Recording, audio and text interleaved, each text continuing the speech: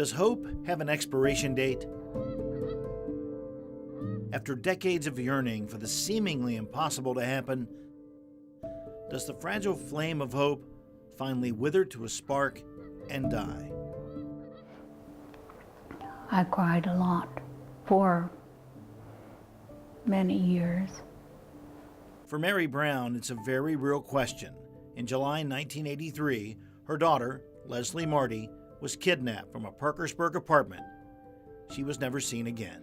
She was fun-loving, and she would help anybody with anything. And especially if someone was having a bad day, she would sit and she would talk with them and talk with them until they were feeling better about themselves. She loved to help people. She was spunky. She was the most beautiful girl I knew. I wanted to be just like her. And she was 7 years older than me, and my mom tells me stories about my sister telling me to go play in traffic. So I guess I was the typical little sister, but I mean, she was smart, funny. She loved her son so much. In 1985, Leslie's ex-boyfriend, Mark Hanna, was convicted of kidnapping and sentenced to life in prison with mercy. However, in 1998, he was put on trial again, this time for murder. The outcome was a conviction and life sentence with no chance of ever getting out. For 35 years, Hanna has kept the secret of Leslie Marty's final resting place to himself.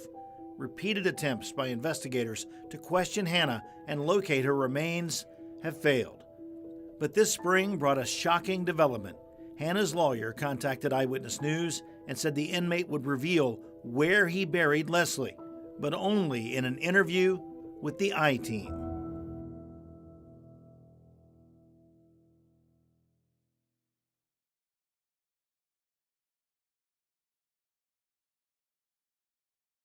Well, and the reason that I came to you initially was because of your fine investigative work with the I-Team on the Supreme Court.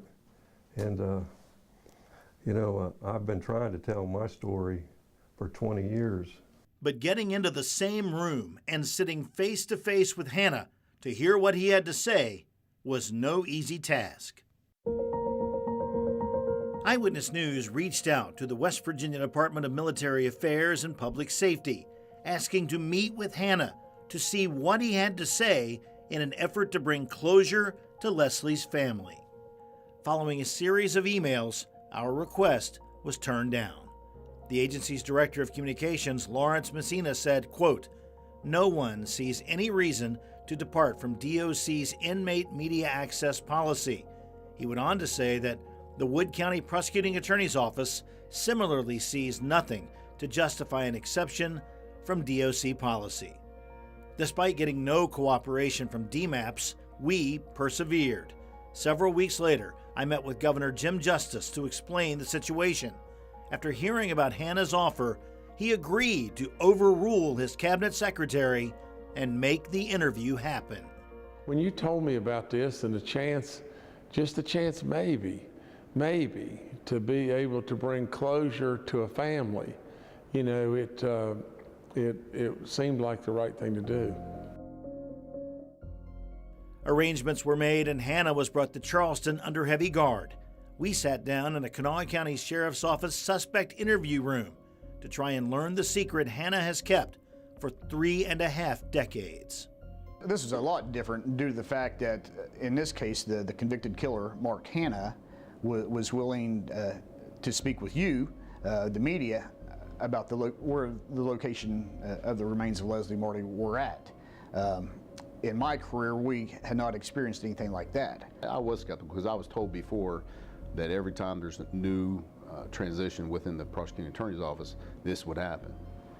I wasn't expecting what he said, to be honest with you, and I recall the trip back to Parkersburg, and I told Lieutenant Nagel, I believe what he said. During our talk with Hanna, his attorney produced pictures of a private roadside park in Belpre, Ohio. Well, I have these photos here.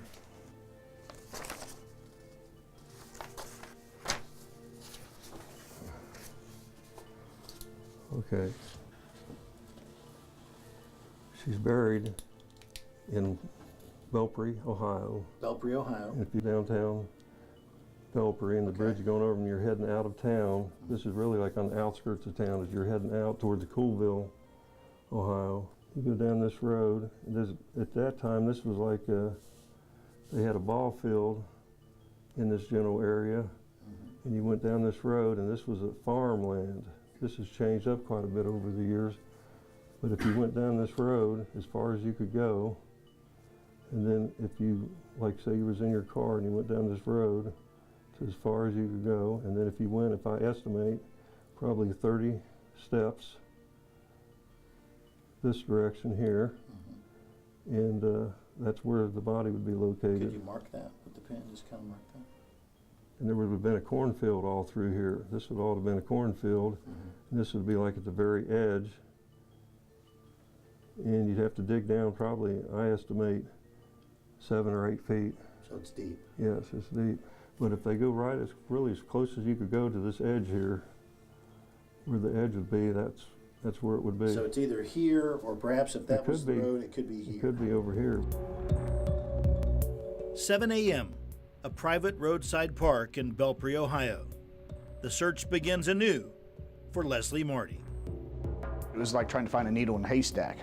And I won't forget the FBI's evidence recovery team supervisor. He looked at me as right at the initial part of the dig, and he said, "Greg, if she's here, we're going to find her." 35 years after she was kidnapped and murdered by her ex-boyfriend Mark Hanna, investigators use information obtained by the Eyewitness News I-Team to try and locate a long-lost victim of violence. Oh, initially, I was skeptical, to say the least, because we get that a lot in law enforcement in our career. You know, people wanting help, or maybe getting, in this case, consideration for parole on a 35-year-old homicide, essentially. Very skeptical if Mr. Hanna was going to be truthful. Was this a ploy on his part for self-gratification? Was it going to be a waste of our time? All those questions came up. I was probably more skeptical than any, but I had reached out to some of the old investigators that actually worked that case back in the 80s and even back in the prosecution of the homicide to pick their brain and to obtain some insight from their perspective of what they dealt with him personally. That he was a very manipulative person. He was very, not trustworthy, to say the least. That's probably a nice way to put it. After decades of silence, Hanna contacted Eyewitness News and came forward with information about where he buried Leslie Marty in 1983. The Parkersburg Police Department, Washington County, Ohio Sheriff's Office, and an FBI evidence recovery team map out the park where Hanna says he hid his victim. Drone footage provided by the Sheriff's Office helped Hanna narrow down the search area, which he has not visited since the night he buried his ex. 2 FBI cadaver dogs separately hit on the same location, leaving detectives feeling confident this long-festering mystery will finally be solved. Those dogs, the previous day and the day of the dig, put us in a very confined area, and both dogs separately hit in the same area, which was phenomenal. For 5 hours, a backhoe digs an enormous hole, 60 feet long by 35 feet wide and 6 feet deep. But with each scoop of the bucket, the only thing brought to the surface is dirt. There is no sign of Leslie Marty. We started in the general area we thought was most likely, based off what he told us, where we were going to find her. And as the morning went along and each scoop come out and we weren't finding anything, hope started to diminish a little, yes, if I'm being honest. We were concerned, were we digging too close to the river? Should we be further inland? Could it be under an asphalt walking path? And yeah, as the day went on, in my heart, the chances of finding her lessened really at each hour. The team breaks for a short lunch and then resumes its time-consuming and detail-oriented work. But just minutes later, fading hopes for success are rekindled. The scoop that started it all, a border to a blanket, a silk border, came up on the bucket to the backhoe. And at that point, we're like, stop. That's the first thing we've seen today that's not a rich, dark soil. The heavy equipment operator eases the bucket into the earth a second time and gently removes another scoopful of dirt. Investigators take a close look at what they've found. The next bucketful pulled out a piece of a blanket. The blanket had ripped, but it was, so as he pulled it up, he laid it down, and the evidence recovery team began to just, number one, to verify, is this a blanket? What do we have here? But somehow a piece of the skeletal remains of Leslie Marty were inside that piece. And as we looked at it, it was identifiable to me that that is part of a human remains. And at that point, it was a surreal moment, because it dawned on us, we've just found Leslie Marty. What was that like? It was an unbelievable feeling, very exhilarating. I high-fived the guy that was standing beside me, which was the supervisor with the FBI, the evidence recovery team, and we knew at that moment we had found her. I won't forget when the blanket, part of the blanket was pulled up, I was on the opposite side of the hole from Lieutenant Nangle, and I remember looking at the blanket across at Lieutenant Nangle, and we both realized at that point that was a blanket. What was that moment like? What were you thinking? It was exciting. I mean, kind of exhilarating. Human remains have been recovered. While evidence clearly points to Leslie Marty, it will take more than a week for dental records to confirm what investigators already know. They've found the 20-year-old who was murdered in her youth, a mother, sister, and daughter. The last piece of the puzzle over her final fate has been found. When this homicide took place, I was 3 years old. So just to be a part of that years later, I think just shows how each generation of law enforcement, wants to solve cases, wants to bring closure to families who have lost loved ones. I just go back to seeing and sitting down with Mary, the mother, seeing her and the way, she was supportive of us and our efforts, back in time when we wouldn't, go through with these, these agreements that he wanted to do, to be able to provide that closure for her, that's the highlight. Before the remains were even taken out of the ground, we had the mother of Leslie Marty at the Parkersburg Police Department to let her know that her daughter had been located. And that was huge for the officer that got to tell her that. That was huge for us. Anyone that's got children can relate to something like this. As a human being, I've lost my mother, my father, and there is some finality or some peace to know once the burial happens that that's the end. That is the closure. There is some nobility from our perspective, from law enforcement perspective, that we were able to give closure to that young lady's mother. When the sergeant told me, I was just kind of trying to hold it all together. And but over the period of time of the couple weeks since then, I am ultimately very grateful that we do have her back finally. I was just very happy for my mom, because I have a daughter and I couldn't imagine going through what she went through and not knowing where she is for the past 35 years. For years, Leslie Marty's family has dealt with the pain and anguish of having no closure. Although she was declared legally dead in 1991, Leslie's loved ones were never given the chance to say goodbye. Now, they can. Everything's all coming together, and I'm so grateful for it, and I'm so grateful that Angela and Joey are never going to have to be faced with this hard thing in the future, and everything's going to be, the way it should be. When I got off the phone with Mom, I was so proud of myself. Her baby girl held it together. I did not sob. As soon as I hung up the phone from her, I sent a text to my husband and I said, they found Sissy, and I sent it and I sat there and sobbed. And it wasn't sad. It was sad, but it was more like relief. I mean, it was like finally over. Several years ago, her mother purchased a cemetery plot for Leslie, just in case convicted murderer Mark Hanna ever broke his silence. But even with a steadfast faith and belief that they would one day know what happened to their loved one, Mary and Angela admit the decades of uncertainty took a devastating toll. Actually, I had kind of given up the idea that there would be anything there. And down at Sunset, I told them down there that there would never be anybody there, you know, in the space. No. That's all you have.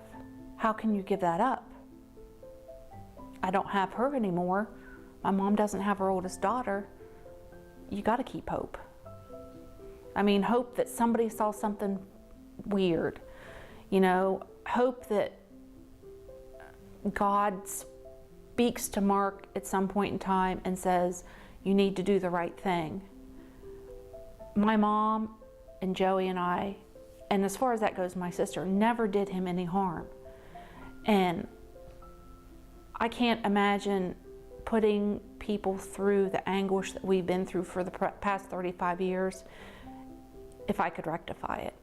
Both women say they are eternally grateful for the efforts of law enforcement officers who never gave up looking for Leslie and who finally found success on a cold November day on the banks of the Ohio River. I am just overwhelmed at the amount of dedication that all of these professional people have had to stick with this. I know in the beginning there were police officers out there looking for her, and they were doing it on their own time. It's very humbling to see that they just keep at it. Without everybody's work, none of this would have come about. And it's true, the police officers, even that weren't on the force then, they took up the baton and fought for her.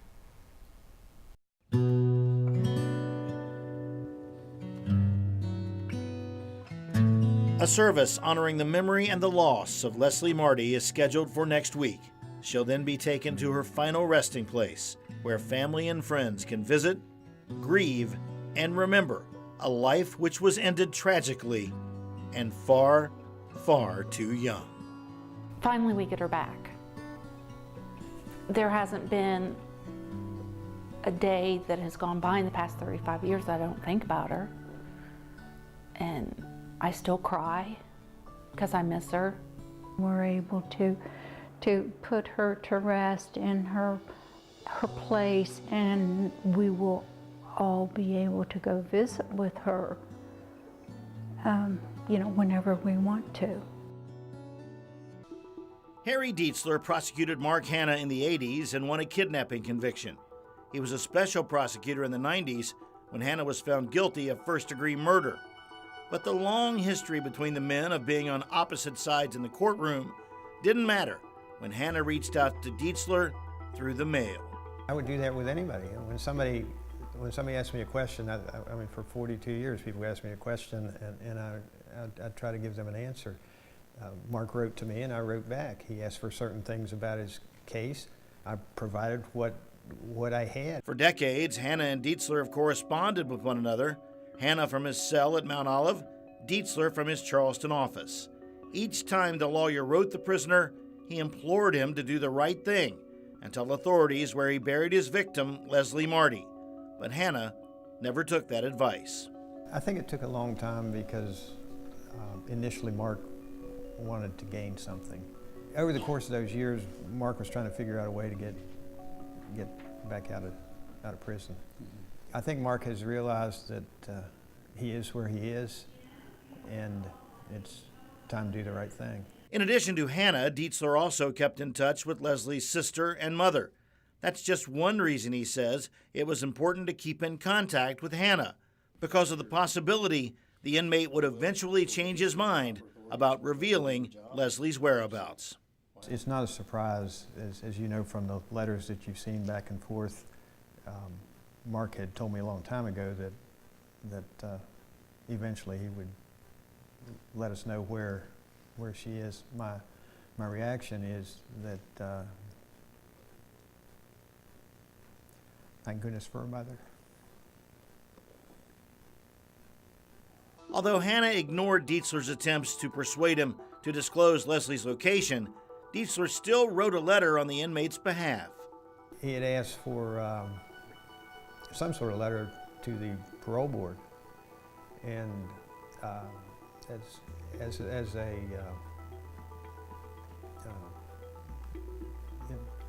to respond in good faith, I told him, yeah, I can do that for you, and no strings attached. So I put it right in the letter. Well, the primary reason was because I wanted that for Leslie's mother. I mean, if she was not involved, if Leslie and Angela weren't involved, I'd say there's nothing I can do for you. Should Mark Hanna ever get out of prison?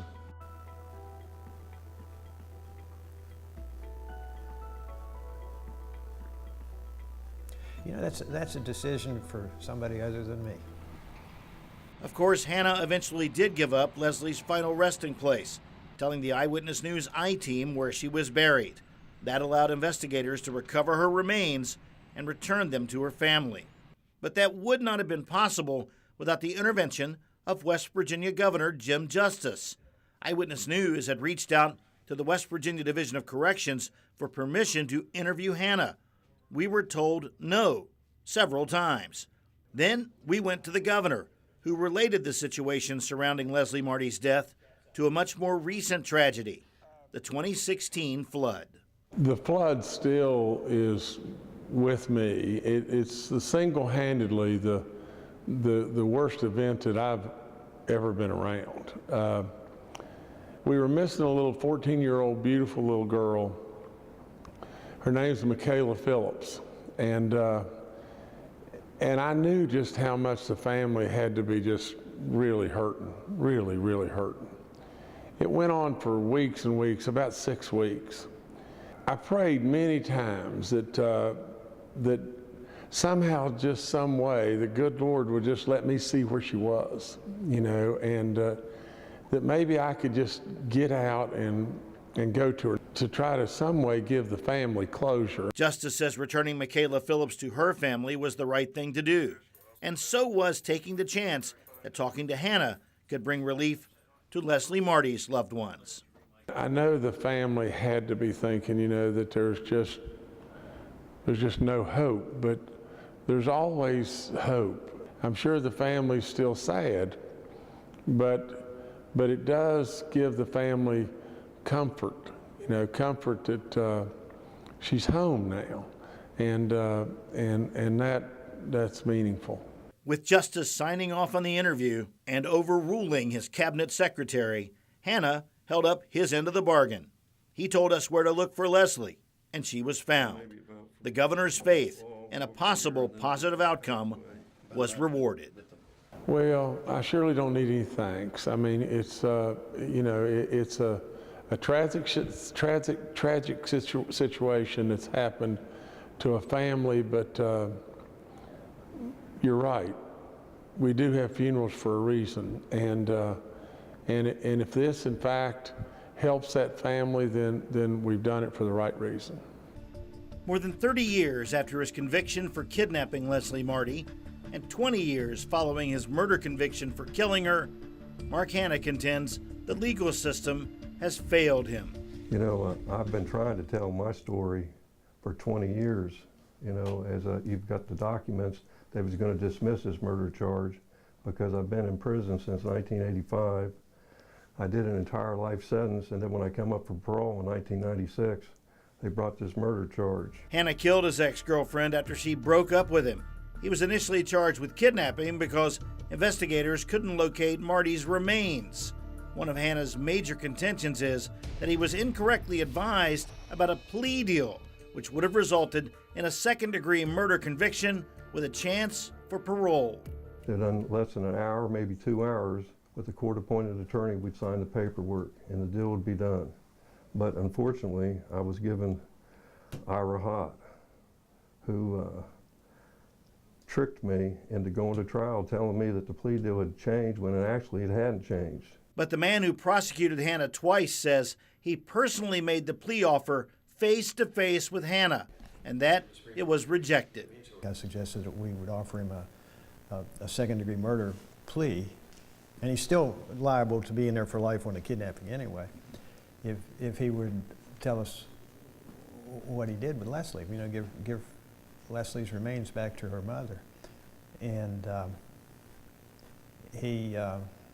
his response essentially was, toward the end of the conversation, was, well, I'm going to win at trial anyway. And I said, okay. And we had a trial. Hannah has been in prison since 1985. Earlier this year, he finally revealed the location of Leslie Marty's remains. It was a secret he had long kept in hopes of using it to make a new deal with the court. But that new deal was never offered. Hannah also contends several of his court-appointed lawyers have given him subpar representation, and that each time he gets new counsel, he has to start his legal maneuvering at square one. You know, the thing is, I just want the public to know that I wanted to give this information since 1996, and I thought I was going to do it, but because of Ira Hott, and then afterwards, the elected people, you know, Judge Hill, like I said, he turned my habeas down 4 or 5 different times, and they knew that my allegations were that the state was defrauded, I was deceived. While Hannah continues his journey through the legal system, the mother and sister of his victim have their thoughts about his efforts to one day be released from prison. I don't want him to hurt anybody like he hurt my sister. And like for the past 35 years, he's hurt us. And everybody's safe where he is. I don't want him to ever have the opportunity to do that to somebody else's mother, sister, daughter, or anything. I mean, where he is, everybody is safe.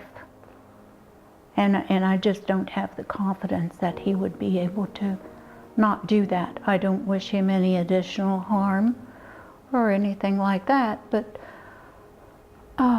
He's where he needs to be. I think he is where he needs to be, exactly.